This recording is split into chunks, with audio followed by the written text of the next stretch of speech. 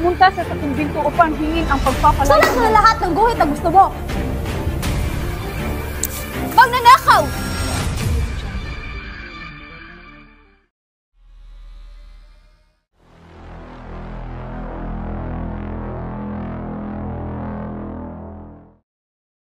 Napakabagal naman ng bapor na ito.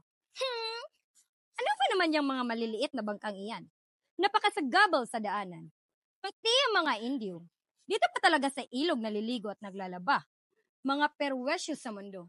Umagang-umaga, sinisira nila ang araw ko. Mga pesting Indio. Hay nako! Ang ilog Pasig ay masyadong paliko-liko. Dapat ituwid ito. Tama. Dapat hanapan nila ng paraan para palalimin ang ilog Pasig. Dapat simulan ito sa paghukay ng isang tuwid na kanal mula sa bunganga ng ilog Pasig hanggang sa labasan ng lagusan ng Maynila. Isang yangke ang iyong naisip. Ipagpaumanhin niyo, Senyor Simon. Ngunit iko'y hindi sang-ayon. Tila masyadong magastos at mapaminsala ang inyong panukala. Edi sumira kung kailangan. At saan naman kukunin ang saraping ibabayad sa manggagawa? Patatrabahuin ang mga bilanggo at hindi sila babayaran. Ngunit kulang ang kanilang mga bilang, Senyor Simon. Huwag na kayong tumutol dun, kustodyo. Sa ganyang paraan, may isa sa katuparan ang mahalagang proyekto na walang kahit anong gastos. Hay nako, kaya pa rin ng dati si Kapitan Tiago. Nais mapag-isa upang malayo makagamit ng upyo. Tunay ngang salot ng modernong panahon ng upyo. Nga pala, Isagani, anong sabi ni Tiyo tungkol kay Paulita? Pinangaralan niya ako tungkol sa pag-aasawa. Saka sinabi ko rin sa kanya na itong si Paulita ay walang katulad. Edukada, kaibig-ibig, at isang ulila dito sa Maynila. Tama ka. Bukod sa maganda, matalino, mayaman, ay walang kapintasan itong si Paulita. Maliban na lang sa tiyahin niyang mapangutya. Alam mo ba, nakiusap yung kanyang asawang hanapin siya. Si Doña Victorina? At nako, parang nangako ka ata para mapanatili ang iyong kasintahan. Natural! Pero ang problema ay nagtatago ang kanyang asawa sa bahay ng aking tiyo.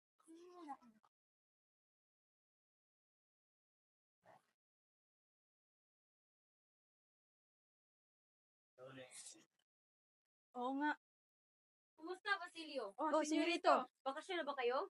Kumusta yung buhay sa lalawigan? Bakit, senyorito? Hindi ka ba pamilyar dito? Paano ko malalaman kung hindi ako magtutungo doon? Siya nga pala, halik kayo mga binata. Uminom tayo para sa kaunlaran ng iyong lalawigan. Maraming salamat, senyorito. Ngunit hindi pa ako uminom ng alak. Kapag nainitan na nga po yung tubig, magiging singaw ito. Magiging dagat naman ito kung ang maliliit at hiwa-hiwalay na mga ilog ay sama-samang pinakilos ng tadhana, bunga ng kasawian, hukay ng mga tao.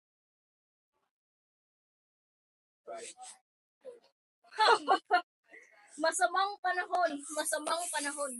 Hindi naman, huwag mong sabihin yan. Ang mga nangungupahan sa aming beses ay unti-unti na nagre-reklamo. Nagsisimula na dumating ang mga Indio.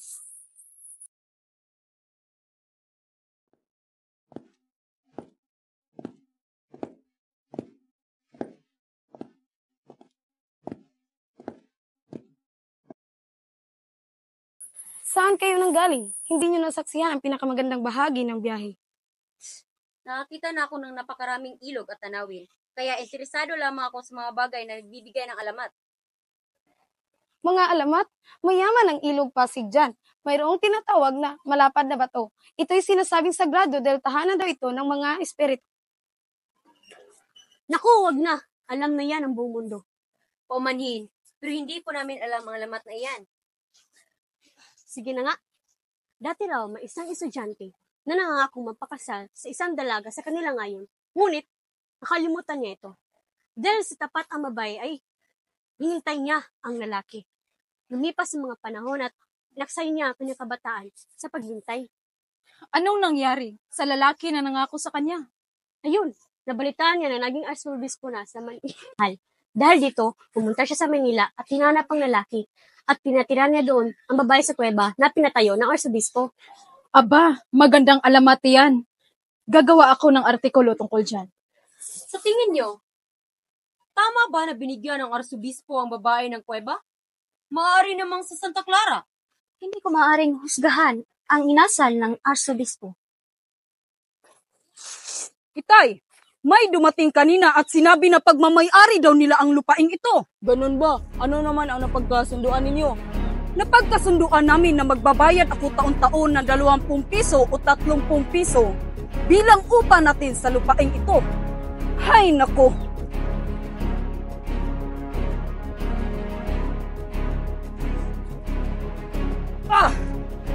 Sumusobra na talaga mga prailing ito. Magpasensya ka pa. Isipin mo na lang na dumating ang mga kamag-anak ng buhaya. Pero paano na po ako makakapag-aral sa Maynila? Hayaan mo, sa susunod na taon ay makakapag-aral ka na sa Maynila tulad ng ibang kababaihan.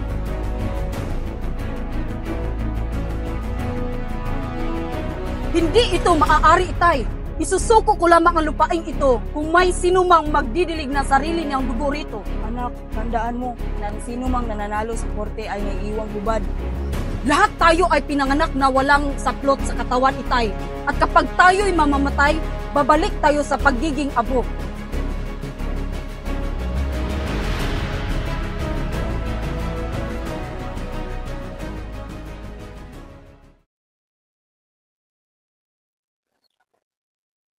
Sino kayo? Anong gagawin niyo sa Halika't akin? sumama ka sa amin. Huwag kang bitawan niya ako! Tano! Itay, anong gagawin natin? Hindi ko alam! Kailangan ko magbayad ng abogado! Lolo, anong gagawin natin? Natatakot ako para kay Itay. Sadyang napakalupit ng tadhana para sa atin. Pero paano kung hindi pa sapat ang lahat ng meron tayo pang ipangbayad natin sa mga tulisan? Hayaan mo, Iha. Huwag kang mamawala ng pag-asa.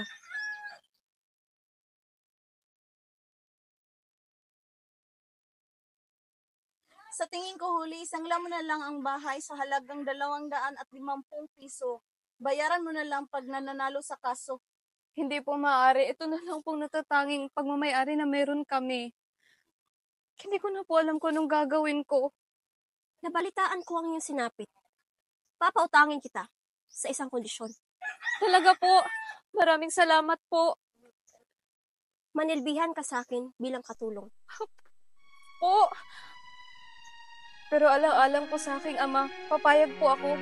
Kailan po ako magsisimula? Magaling! Bukas ng umaga, manilbihan ka na sa akin. Mukhang kailangan ko ng kalimutan ang pag-irog ko kay Basilio. Pero sa pagdating ng araw, siya ay magiging isang ganap na namang gagamot. Habang ako ay isang maralita lang. Mas pinili ko pang ako may sanla. Kaysa binigay niya sa aking Agnos.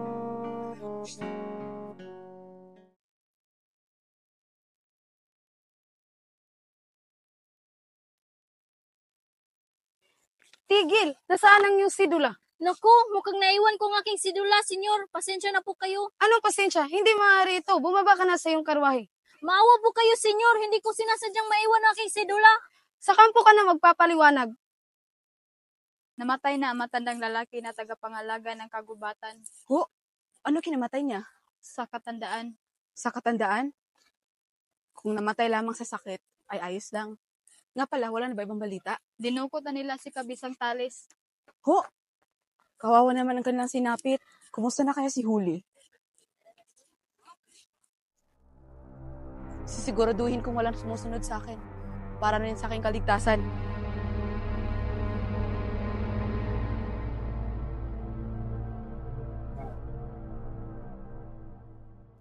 Nay, sa wakas at dito na rin ako. Sinamantala ko na lang na dalawin kayo rito. 13 taon na rin, simulang nawala kayo. Salamat na lang sa mga taong tumulong sa akin. Lalo na kay Kapitan Tiago, na siyang kumupkup at nagpaaral sa akin. Nga pala, Nay, Crispin, malapit na akong makapagtapos ng pag-aaral ng medisina. Tsaka huwag kayong mag-alala, Nay, ha? Pinili kong mamuhay ng tahimik.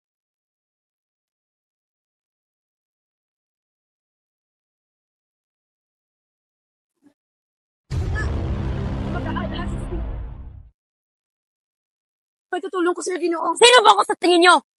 Dakilang tao, Ginoo.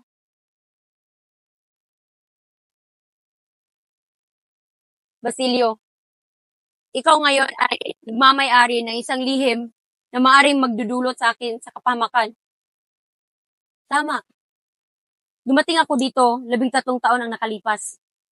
Hingil kong wasakin ang sistema ng gobyerno at simbahan. Ngayon sumanib ka sa akin upang maipaghiganti natin ang mga nasawi nating minamahal. Ngunit Ginoo, wala sa aking saloobin ang maghiganti, sapagkat hindi niyan maibabalik ang ni isang hibla na buhok ng aking ina at ngiti ng aking kapatid. Pasensya na, Ginoo.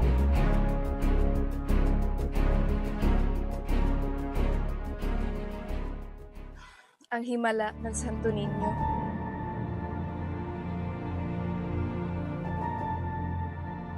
Sana may pera na. Wala. Tuluyan na nga naging malapit sa akin ang kapalaran. Dapat ko na rin sigurong kalimutan pag-iibigan namin ni Basilio. Dahil ang taong may mataas na pinag-aralan ay malabo na tuparin. At asal niya sa isang babaeng katulong lang. Muli, isinilang ako upang samsamin ang mga armas na hawak ng mga tulisan na may hawak sa ama ni Huli. Sinasabi ko lamang na kapag may dalang armas ang mga tulisan, ay maaring mapahamak ang kaawa-awang si Tales.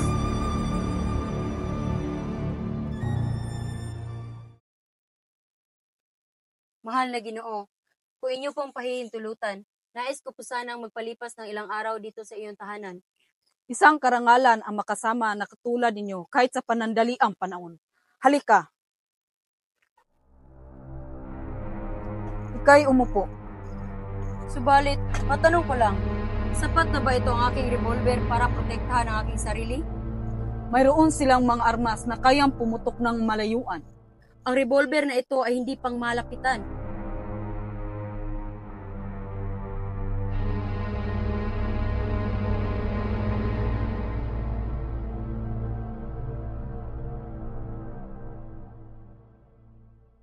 Ang kayamanang pagkalimutaan ay kayang babago sa takbo ng aking pamumuhay.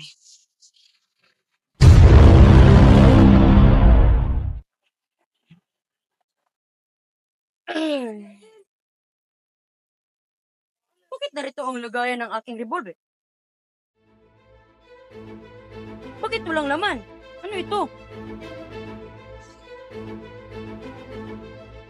Patawarin niyo ako, Ginoo, kung nagawa ko man kayong pagnakawan. Subalit ang aking mahigpit na pangangailangan ang nagtulak sa akin na gawin ang bagay na iyon. At bilang kapalit ng iyong revolver, iniwan ko ang lakit na inyong ninanais.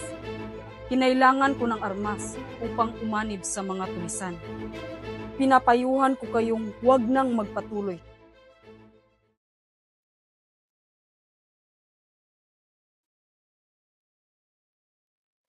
Doha lang. Ha, panalo na naman ako. Siguradong sa susunod, hindi na kayo mananalo sa akin. Napakagaling mo talaga, Kapitan General. Sang-ayon ako dyan. Ngayon ay ililipat ko na ang mga kawani sa bayan na dapat nilang kalagyan.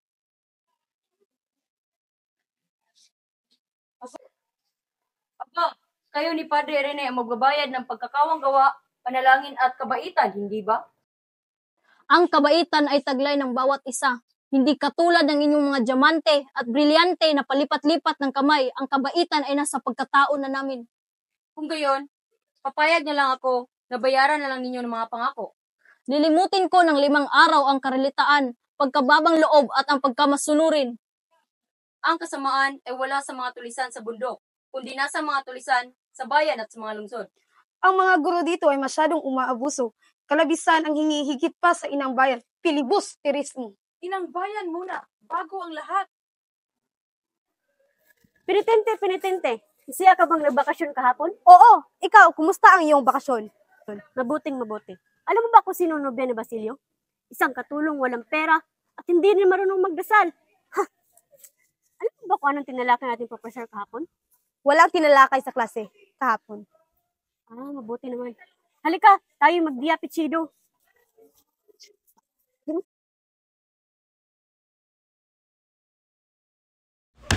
Aba, Mangi! Hindi mo alam ang leksyon, ano? Tamad! Ang salamin ay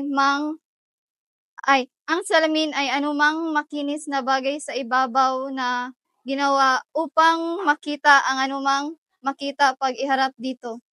Kung ikay bibigyan ng kaputol na kahoy na nasisinagan ng mga larawan ng mga bagay, saan mo ilalagay ang bahagi ng bawat isa? Marahil ay sa bandang itaas. Ang layo ng sagot mo.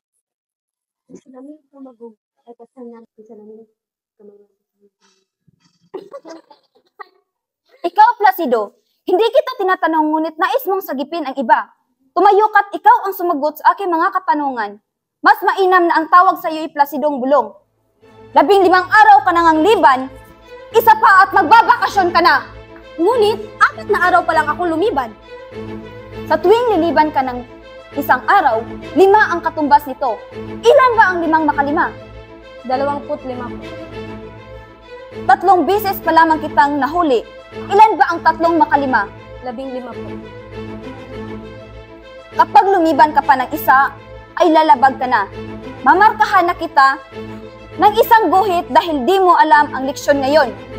Alisin mo na ang lahat ng mga kako sa araw na ito. Aba at bakit? Hindi ko maisip kung paano ang wala dito ay makapag-uulat ng leksyon. Hindi ba pwedeng liban sa klase ngunit alam ang leksyon? Sige, ilagay mo na ang lahat ng guhit na gusto mo riyan. Hindi na ako makakatiis. Walang bugo! Hindi na to ganda. Kayo masama. Masama, Kristiyano. Kayo, demonyo.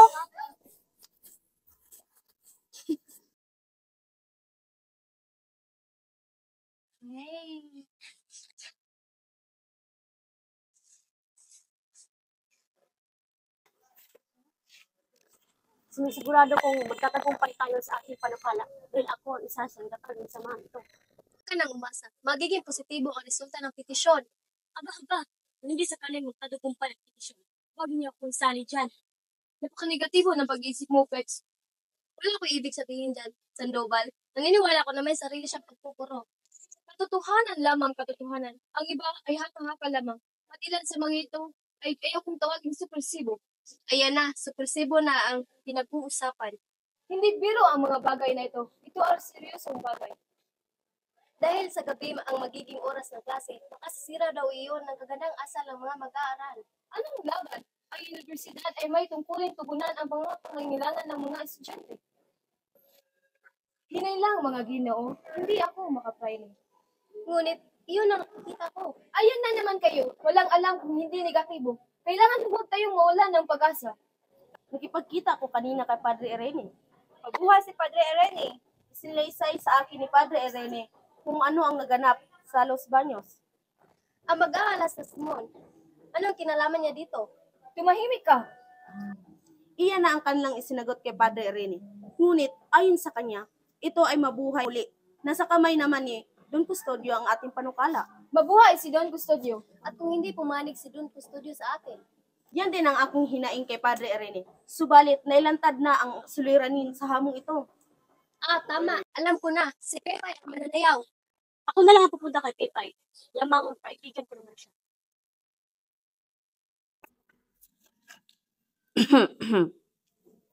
Pa, ikaw pala yan. Maupo ka at patawarin mo ako. Di ko alam na ikaw pala yan. Kumusta na pala yung iyong tiyuhin? Nasa mabuting kalagayan naman siya. Siguro po ay nabalitaan na ninyo na nais ko pong mag-aral at magpatayo ng akademya sa wikang Kastila. Ito ay isang bansa ng panukala, ngunit magpatuloy ka. Nais po naming dalhin ang panukala sa lupon ng paaralang primarya kung saan kasapi si Don Custodio at ang mananayaw na si Pepay. Tama, walang hihigit sa pagmamahal ko sa bayan. Ngunit hindi ako maaring mangako. Hindi po namin nais na ilagay kayo sa alanganin na posisyon. Talagang kapuri-puri ang pagtulong sa pamalaan, lalo na kung pagtulong may kalakip na pagsunod at walang halong pagtutol. Binata, huwag mo na isipin ang ganyang bagay. Dahil mapanganib iyan. Hayaan mo na ang pamalaan sa kanilang mga trabaho.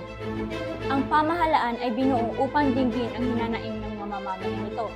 Kailangan makinig sila sa mga tao dahil ito ang lubos na nakakaalam sa kanilang mga pangailangan. Nabalitaan ko na may pagsasalo daw mamaya sa bahay ni Quiroga at nabalitaan ko rin na maraming dadalo rito kasama ng mga kilalang may katungkulan sa gobyerno pati na rin ang mga private. Oo, nabalitaan ko rin. At imbitado rin ako sa salo-salong ito. Napakaganda naman ng mga palamuti dito sa bahay ni Quiroga. Oh? Nandito pala si Quiroga? Napakaganda ng kanyang suot.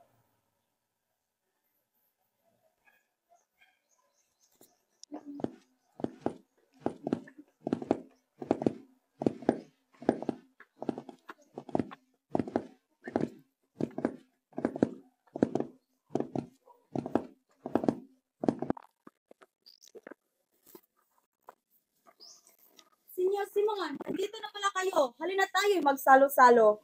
Maraming salamat, senyor. Ngunit ako'y naghapunan na. Ganun ba? Sa tingin ko ay dapat niyong pag-aralan kung bakit nagtagumpay ang ibang mga bansa at gayahin niyo ang ginagawa nila. At bakit sila nagtagumpay, Ginoong Simon? Ang hindi pa rin natatapos na daungan ang nagpabigat sa kalakalan. At dumaraing kayo, kautusan ng kay General na ipagiba ang mga bahay na gawa sa magagaang material. Oo, magkano naman ang nagastos? Mabibili ninyo ang mga bahay sa murang halaga. Naibigan ba niya mga pulseras? Nakaw, Ginoo Simon. Akin lugi, akin magsak. Ikaw? Malulugi? Mukhang hindi ka panipaniwala yun. Hindi mo alam akin lugi. At anong nangyari? Hay nako, nagulat ako. Pili niya 3 pulseras. Senyor, ako'y nalugi. Hay. Ganito na lang. Kapag may mangungutang, sa akin nyo ituro. Ililigtas kita sa mangungutang. Naku, maraming salamat, senyor. Maasahan yung aking tulong. Ayaw ko lamang na malugi ka sa iyong negosyo. Kaya gagawin ko na lang na 7,000 ang utang mong 9,000 piso kung papayag kang itatago ko sa iyong bodega ang mga inangkat kong baril. Baril? Huwag kang mabahala. Hindi kita ipapahamak. Unti-unti ko itong itatago sa mga bahay-bahay at pagkatapos ay halugugin. Makukulong ang mga may-ari ng bahay at magiging malaki ang kita ko sa paglakad sa mga malalayang bilanggo. Ngunit, senyor, hindi ba't mapanganib ang binabalak mo? Kung ayaw mo naman ay sa iba na lang ako hihingi ng tulong. Ngunit kailangan ko ang 9,000 piso mo. Ay, sige, pumapayag na ko, senyor Simon. Mabuti. Maraming salamat sa iyong kooperasyon. Halika na, tumalik na tayo sa kasiyahan. May nalalaman ka ba tungkol sa magnetismo, espiritismo, magic at iba pang may kinalaman tungkol dito? Siyempre naman, no. Ano bang tingin niyo sa akin? Isang Indiong walang alam? Nabalitaan niyo na ba ang idiniraos na perya sa Quiapo? At ano naman ang kapanapanabik tungkol dito? Ang mahika ni Mr. Leeds na kapag palabas to ito ng pugot na ulo sa loob ng kahon at ako mismo ang nakasaksi rito. Sa tingin ko isa itong kaso ng optika. Nagkakamali ka. Dahil ako ito sa espiritismo. Hindi, nagkakamali ka. Mas mabuti pang tingnan na lang natin iyon upang malaman natin kung sino ang mali o tama. Ngunit mahirap makipagsiksikan sa mga tao. Uy, ang daming kayang-ayang makikita sa paligid at ang salong nagpapaligay. Paumanhin, Ginoo, hindi ko sinasadya. Opo, walang anuman po. Benzib, anong sa tingin mo sa babaeng yun? Maganda ba? Hay nako, Padre Camora. Kailan kaya ako magiging kurang ng Quiapo? Ang ganda talaga ni Paulita. Oo nga, sang-ayon ako. Talagang nakakabighani siya. Siya na yata ang pinakamagandang dila na nakita ko sa tanang buhay ko. Magandang gabi, Biniging. Kumusta ka na? Pambihirang dalaga, maganda ang bata. Tayo na, Padre. Kurutin na lamang ang sariling tiyan at tumahimik. Mister, yamang tayo-tayo lamang. Maari bang makita ang kadayaan? Bakit hindi, Ginoo? Pero ipinakiusap kong iwasan lamang ang makabasag sang-ayon. Nasaan ang aking salamin? Ang salamin? Saan ba nakalagay ang salamin? Hindi ko alam kung nasaan ang sa inyo. Ang sa akin ay nasa util. Ibig ba ninyong manalamin? Tila namumutla kayo. Hindi maaari. Hindi siya pwedeng walang salamin. Tama na ba ang pagsisiyasat ninyo? Maaari na po tayong magsimula. Sige na po.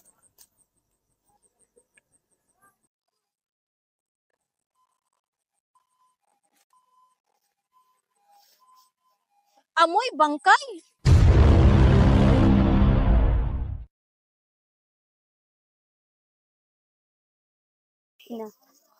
Oh, anak, ano itong nabalitaan kung hindi ka magpapatuloy sa pag-aabogado? Wala nang pag-asa ang aking pag-aaral, ina. Ano na lamang ang sasabihin ng iyong ama? Nangako ko sa kanya na magiging isang abogado ka. Nagtiis ako, naghirap at nagdurusa para lamang mapag-aral ka. Anong makukuha ko sa pagiging abogado, inay? Tatawagin ka nilang pilibustero at ipapabitay. Matuto kang magpakumbaba, anak. Magtiis ka, magtiis ka. Ngunit, sapat na ang aking nagawa, inay. Buwan-buwan akong naghihirap. Magpapatulong ka sa mga prokurador at mga Agustino para lamang makapasok kang muli. Magiging tulisan na lang ako kesa bumalik sa universidad na iyan.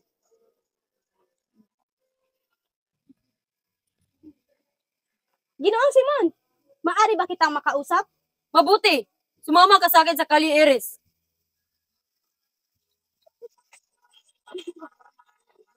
Pumapayag na po ako sa desisyon niyo, inay. Nakakapagtataka naman at bigla ka yatang pumayag. Dahil kapag nalaman nilang nasa syudad ka, ay hindi nila ako haharapin hanggat hindi ka nagre-regalo o nagpapamisa.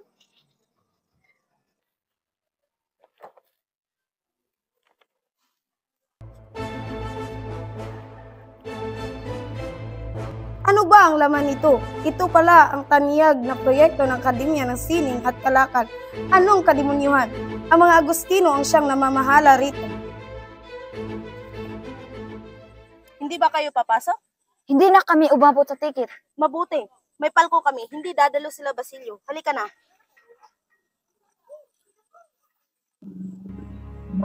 May napag-usapan kaming ako muna ang manonood sa dula upang masigurong desente ito.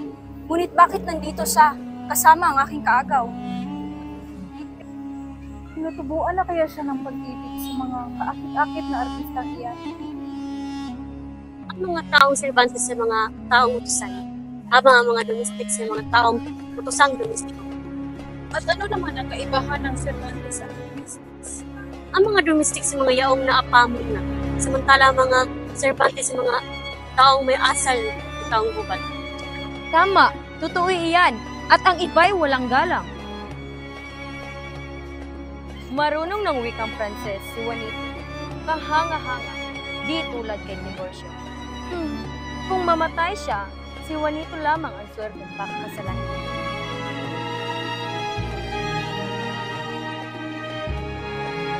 Kumusta, Pepay? May maganda bang balita? Kaninang hapon ay napadala ako ng liham kay Don Custodio at nandito siya upang ihatid ang sagot sa iyong kahilingan. At ito po ang liham. Maraming salamat, kaibigan.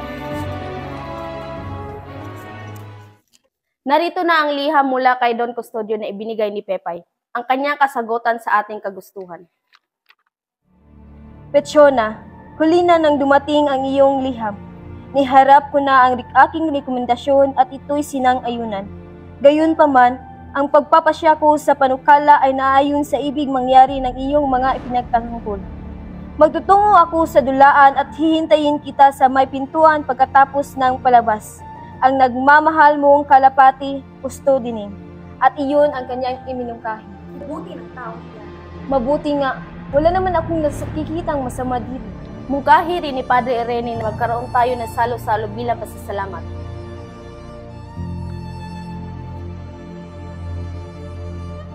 Ginoong Simon, Basilio, wala ka sa teatro at tama na dito ka nagtungo. Umupo ka muna. Kumusta ang may sakit? bahagyan ng tumibok ang kanyang puso at pintig ng kanyang pulso. Siguro sa makalawa o bukas ay mamamatay na ito na parang tinamaan ng lintik. Katulad ng Pilipinas. Lalo lumala ang kanyang sakit dahil sa bangungot at takot. Katulad ng pamahalaan, Basilio. Kagabi nga ay hinanap niya yung sabungin niyang manok na 3 taon na namatay. Narito ako upang ihandog sa iyo ang dalawang bagay. Ang iyong kamatayan at ang iyong hinaharap. Ikaw ang namumuno sa isang pangkat. Sa gitna ng kaguluhan, buksan mo ang kumbento ng Santa Clara at iligtas mo ang taong mahalaga sa akin. Sino? Si Maria Clara? Oo, si Maria Clara. Inibig kong mabuhay upang iligtas siya. Ngunit Ginoo, ikay huli na. Bakit? Patay na si Maria Clara.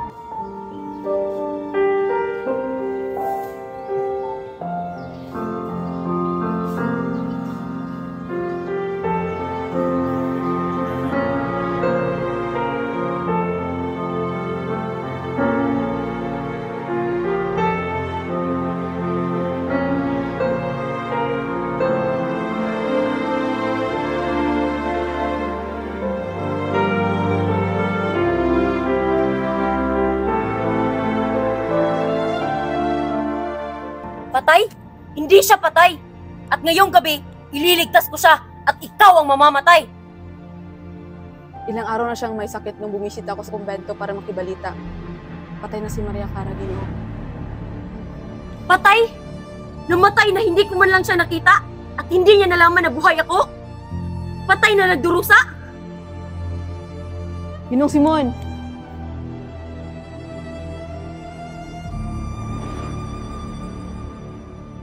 Darating kaya siya?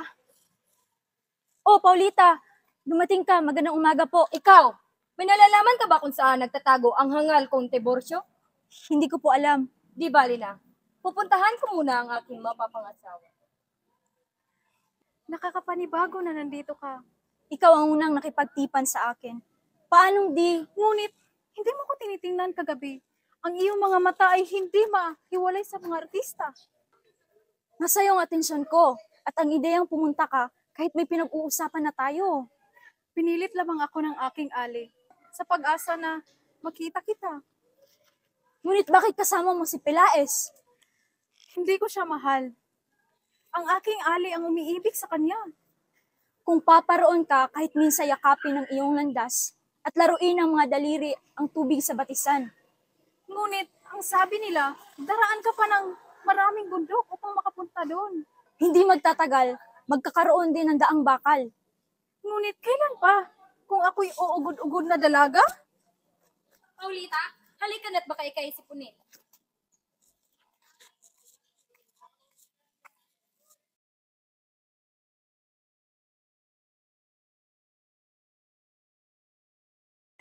Hindi talaga tumupad sa ating usapan si Juanito. Hindi siya sumipot. Mas mabuting si Basilio na lang ang ating inaanyayahan. Mga kapatid, nakakatawang isipin na tayo'y narito nag-aalay ng isang piging sa taong pag-asa sa kadayaan. Ilabas ang pansit lang. Sa karangalan ni Don Custodio, ang mga pagkain na ito ay papangalangang panukanang pagkain. May isa pang pagkaing dadating, isang lumpiang insect na ang laman ay baboy. Ialay kay Padre Irene. Hindi makakain ng pare kung hindi tatanggalin ang ilong ng baboy.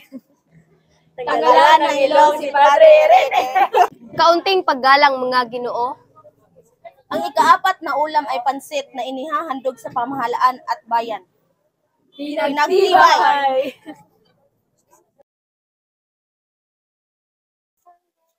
Tingnan nyo! Nako! Mga Guardia Civil! Sumama kayo sa amin! Huwag po!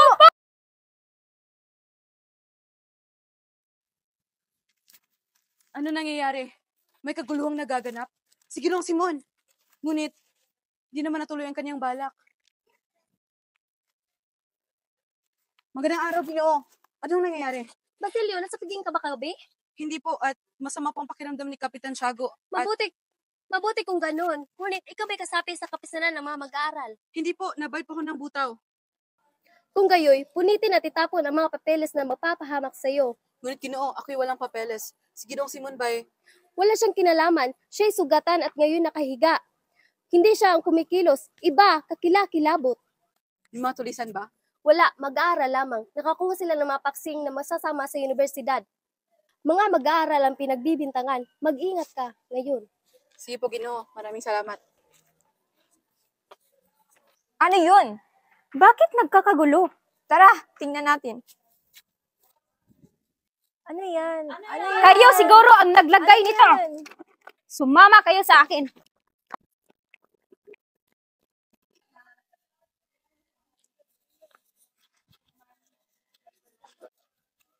Anong balita, Tadeo? Isang linggong walang klase, ipinabibilanggo tayo ng mga kapisanan. At kinatutuwa mo yun? Walang klase eh. Basilio, Saan mo medisina, ikay aming darakpin. Pati ba naman ako? Huwag kang matakot, kaibigan.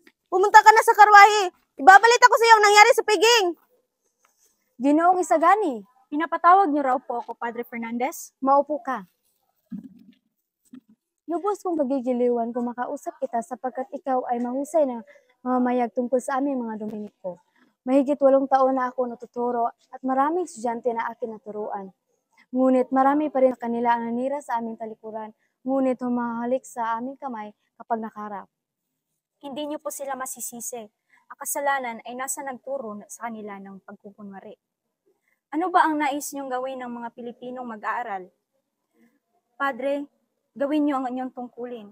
Huwag niyo ipamukha sa amin na hindi kami dapat matuto dahil balang araw ay hahangarin namin ang aming paglaya. Ang karunungan ay pinagkaloob sa dapat pagkalooban. Ipagpaumanhin niyo po, Padre, pero kung ano kami ngayon ay dahil gawa niyo. Iho, kami ay sumusunod lamang sa batas na pamalaan. Ang pamahalaan at praile ang pumipilit sa aming mga Indyong hanapin ang aming karunungan dahil itinuturing niyo kaming mga mangmang. Sige, pinapangako ko na sasabihin sa mga kaparian ang iyong mga sinasabi. Simon! Simon! Kailangan kong malaman kung dapat na ba natin gamitin ang mga armas sa bodega. Lubhang nababalisan ako sa mga balita. Ang sitwasyon ay lumalala. Maraming maling akala na nagpapalakas ng tensyon. Ang mga paskil, sino ba kaya ang may kagagawan? Hindi ko alam kung sino ang aking sisisihin. Marami ng mga opinyon ang naglalabasan. Mayroon din nagsabi na si Kiruga ang may kinalaman rito. Totoo nga ang sitwasyon ng ating bayan ngayon ay mas lalong lumalala.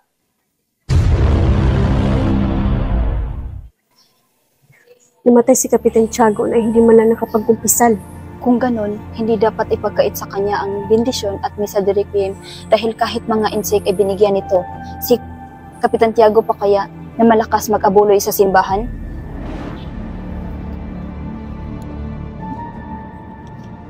Para sa Santa Clara, sa Papa,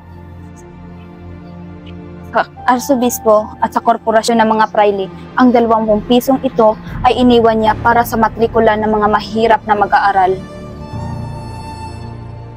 Hermana Penchang! Alam niyo na po ba ang kumakalat na balita? Oo, ikinalulungkot ko nga ang nangyari. Marami pa namang natutulong ang tao sa Kapitan Tiago. Maging ako rin. At isa pa, pati si Basilio ay dinakit din. Ano? Si Basilio?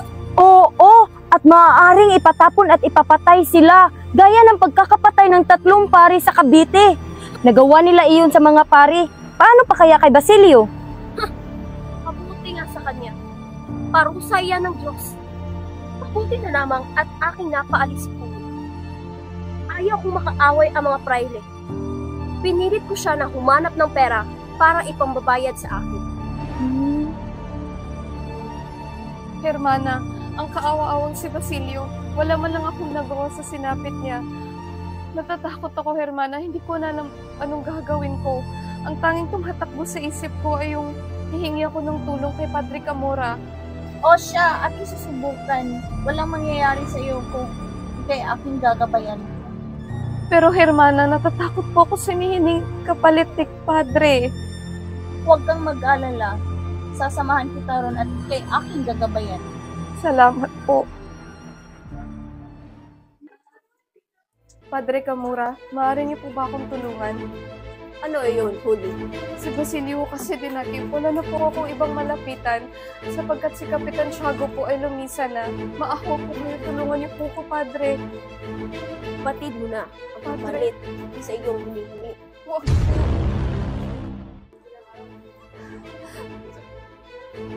Hindi ko na kaya. Hiyang-hiyan ako sa pinaggagawa ko. Ayoko na.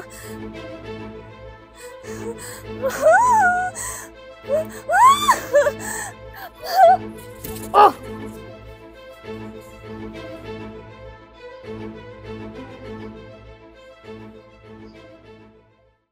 Basilio daw ay isang estudyante at alipin. Hindi siya dapat pakawalan. Paumanhin po, Kapitan. Pero isa raw po siyang estudyante na nag-aaral ng medisina at mabuting mag-aaral ayon sa kanyang mga guro. Kailangan niya na lang ng 1 taon na pag-aaral at patapos na siya. Sayang naman po. Mas mabuti ngang manatili siyang makakulong. Mas mabuting dagdagan pa ng 1 taon para maging mas mahusay siyang doktor at para hindi sabihin ng iba na wala akong pakialam para sa bansa. Pero siya ang pinaka-inosente sa lahat at ang hawak niyang mga libro ay para sa medisina na isinulat ng mga Kastila. Ito ay mas mabuti pa para ang kanyang parusa ang magsilbing babala sa iba. Ganyan ang pamamahala. Isasakripisyo ang isa para sa ikabubuti ng lahat. Pero Kapitan, hindi po ba kayo natatakot na sisihin ng iba? Bakit naman ako matatakot? Hindi ba't ako'y may kapangyarihan? Hindi ako dapat dalhin sa korte ng isang alipin lamang. Ang pinaka-importante sa akin ay ang aking pasensya at wala akong paki kung ano ang iisipin ng iba. Hindi po ito importante. Nandyan ka dahil sa Espanya kaya't mas lalong pagbutihan mo ang iyong pagtrato sa mga Pilipino para hindi sila magalit sa mga Espanya. Nangako ka nung dumating ka na mamamahala ka ng tama at mabuti. Ako ay bibitiw na sa aking pwesto at babalik na sa Espanya. Ito na ang mga resulta sa inyong ginawang pagsusulit.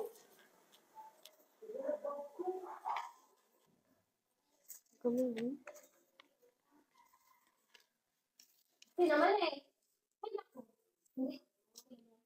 Okay lang yan, Pekson. Hanggang sa wakas, nandito na rin ang walang tatapusang bakasyon. Ikaw ba nito? Ano ang balak mo sa bakasyon? Paano na ito? Mapipilitan akong sumama sa tatay ko sa kanya pangangalakal. Ikaw makaraig. Pupunta ako Europa, Sandoval, Isagani. Mabuti at nakapasa tayo. Kaya nga makaraig, pero mas masaya sana kung nandito sa Basilio. Oo nga, tiyak makakapasa rin siya. Basilio! May bisita ko!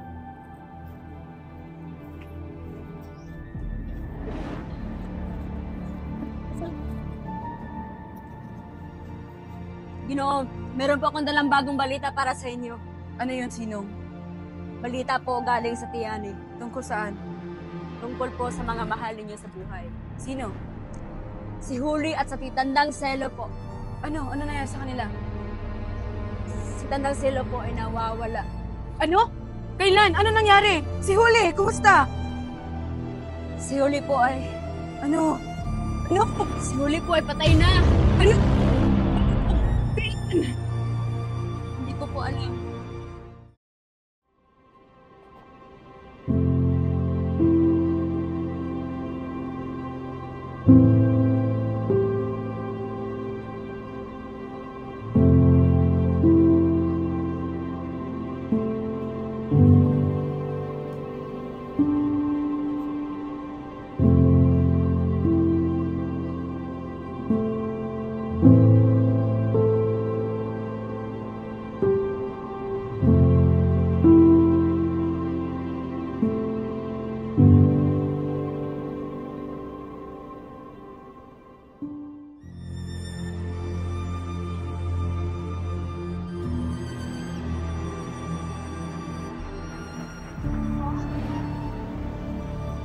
Sino yun? Huli. Mahal po. Bakit mo ako iniwan? Pumunta siya sa kumbinto upang hingin ang pagpapalaya mo.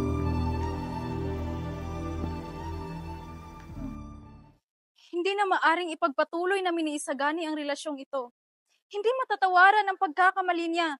Nabilanggo siya. Hindi ko kayang umibig sa isang lalaking mali ang pagkakakilala sa lipunan at sinisisi ng lahat. Paulita.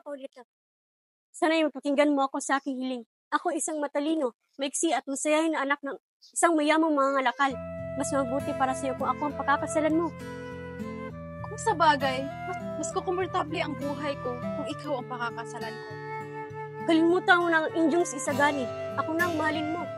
Oo, ikaw nga ang mas nababagay sa akin. Halina. Narinig niyo ba ang salusalong ibibigay ni Don Timoteo para sa kasal ng kanyang anak? Ang swerte naman niya. Nakuha ang bahay ng Kapitan Tiago. Kasosyo at sinisimang sa negosyo. At ngayon, ikakasal ang anak sa isang maganda at mayamang babae. Ang sabi-sabi, napaka-ingrande daw ang mangyayaring pagsasalo.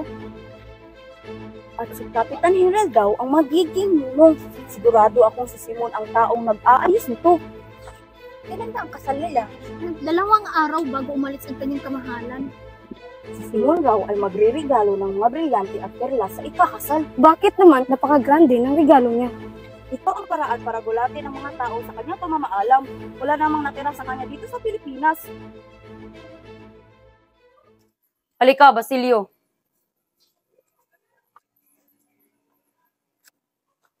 Ginoong Simon, ako'y pinarusahan ng Pinoong Diyos dahil hindi ko pinansin ang aking ina at aking kapatid nung sila'y nabubuhay pa. Kahit nung himagsikan, ako hindi nakialam, kaya't nakulong ako ng walang dahilan. Kaya't napagtanto ko na ako'y sasama sa iyong paghihimagsik. Katarungan ang nasa panig ko. Ang nais ko lamang ay ang kabutihan para sa mga inapi. Ito ang lamparang gagamitin para sa aking paghihimagsik. Dinamita? May dinamita sa loob ng lampara? Mamayang gabi, magkakaroon ng piyesta. Ilalagay ko ito sa gitna ng handaan. Ito ay iilaw, ngunit pansamantala lamang. Sa loob ng 20 minuto, mawawala ang ilaw nito. At sa oras na itataas ang mitsa, ito'y sasabog. Ganun po'y, hindi nyo na ako kakailanganin. Ito ang gawin mo. Sa oras na sasabog ang dinamita, lalabas mga taong ikinasundo ko. Ikaw ang mamuno sa iba. Dadalhin mo sila sa bahay ni Kiruga, kung saan nakatago ang mga armas para gagamitin sa paghihimagsik. Hintayin mo ako sa tapat ng simbahan ng San Agustin. Mamaya alas 10 ng gabi.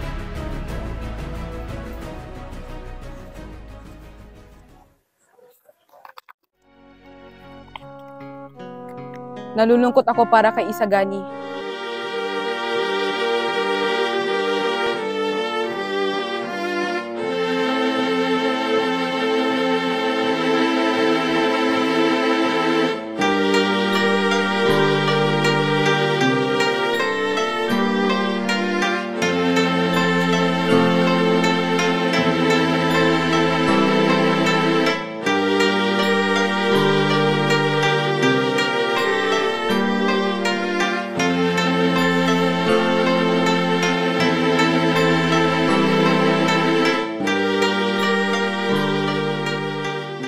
Siya dapat ang nasa posisyon ni Juanito kung hindi lamang ito nakulong. Nakita ko ang paghihirap at pagtitiis niya habang nasa kulungan. Tiyak na kapag sinama ko si Isagani sa himagsikang ito, ay hindi siya papayag dahil ayaw niyang masaktan si Paulita kahit na may iba na itong iniibig.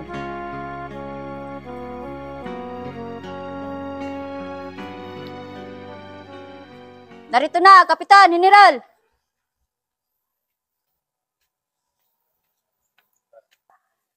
Si Paulita, ikinasal na kay Juanito Pelaez, kawaawang Isagani. Napakaraming mamamatay sa pagsabog na magaganap maya-maya lamang. Isang kaawa-awang kahihinatnan ang mangyayari sa napakaraming tauhan na ito. Ngunit, ano naman ngayon sa akin kung mamamatay sila? Hindi ako dapat magmalabis sa pagtitiwalang nilagak niya sa akin. Ako'y may utang na loob sa kanya at sa kanila'y wala. Pinilit kong magpakabuti, pinilit kong magpatawad, ngunit anong ginawa nila sa akin? Labis na aking pagtitiis. Mamamatay sila.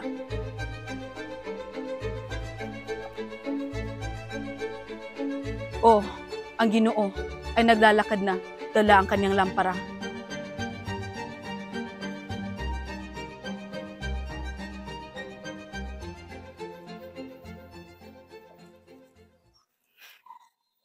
Ito ang aking handog para sa bagong kasal. Napakagandang ilawan. Maraming salamat, Ginoong Simon. Maari na ba namin itong gamitin? Oo, bakit hindi? Ilagay niyo roon sa kainan. Ngunit hindi sila dapat madamay. Kailangan ko silang iligtas. Papasukin niyo ko, kailangan ko silang iligtas. Hindi ka maaaring pumasok. Tingnan mo ang kasuotan mo. Tayo na sa eskolta. Marahil ay ililigtas na ni Simon ang kanyang sarili. Kahit ako'y aalis na rin. Basilio! Isagani! Nagawa mo rito! Anong alis? Pupuntahan ko si Paulita. Gusto ko siyang makita. Gusto bang mamatay, ha? Isagani? Sasabihin mo! Makinig ka, Isagani. Sa loob doon ay may lampara. At sa loob ng lampara ay may pulbura. At sasabog na iyon anumang oras ngayon. Kaya tara na, umalis na tayo. Bukas ay iba na siya. Kauhan ka ng Diyos, Isagani. Tara na! Bitawan mo ko!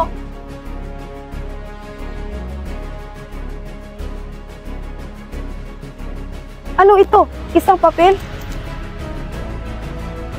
Manny Tisil Paris Crisostomo Ibarra. Marahil isang biro lang yan. Ito ay isang masamang biro. Ito ay isang pagbabanta mula sa taong matagal ng patay. Si Ibarra, kamay niya ito. Ituloy ang kasiyahan. Walang dapat ipangamba. Walang kwenta ang ganitong biro. Padre Irene, pakitaas ang mitsa. Saglit lamang. Magnanakaw! Kinuha niya ang lampara! Habulin ninyo!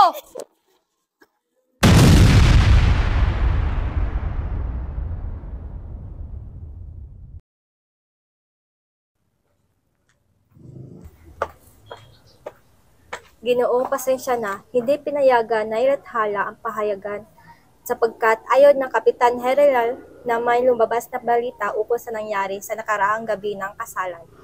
Hindi maaari. Ang ganoong dahilan ay maialantulad sa pagpatay sa isang maganda at matapang na dalaga. Ang gayoong karaming pagdurusa ay hindi pwedeng walang gantimpala sa Diyos.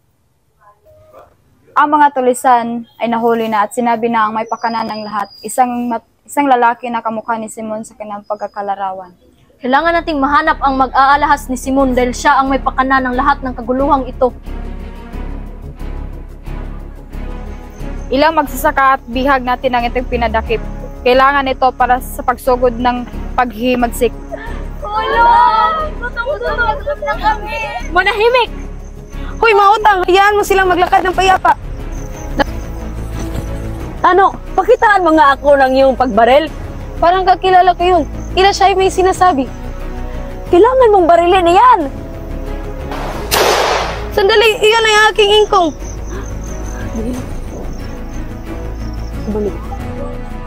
Simon! Bakit ka uminom ng lason? Simon, maghintay ka. Kukuha ko ng lunas. Huwag na kayong makaksaya ng panahon. Mamamatay kung dala ang aking lihim. Wala na ito, Padre. Mawawala din ang lahat pagkaraan ng ilang sandali. Anumang oras ay tatalab na ang lason sa aking katawan. Diyos ko! Huwag kayong matakot. Lumalalim na ang gabi. Nais ko sanang ilahad ang aking lihim. Maaari ko bang matanong kung totoong may Diyos? Kung saan tayo tatungo, palaging nandito ang Diyos. Padre, hindi ako pwedeng mamatay na may dalang kasamaan. Ako si Crisostomo Ibarra, na malaon na ipinapalagay na patay.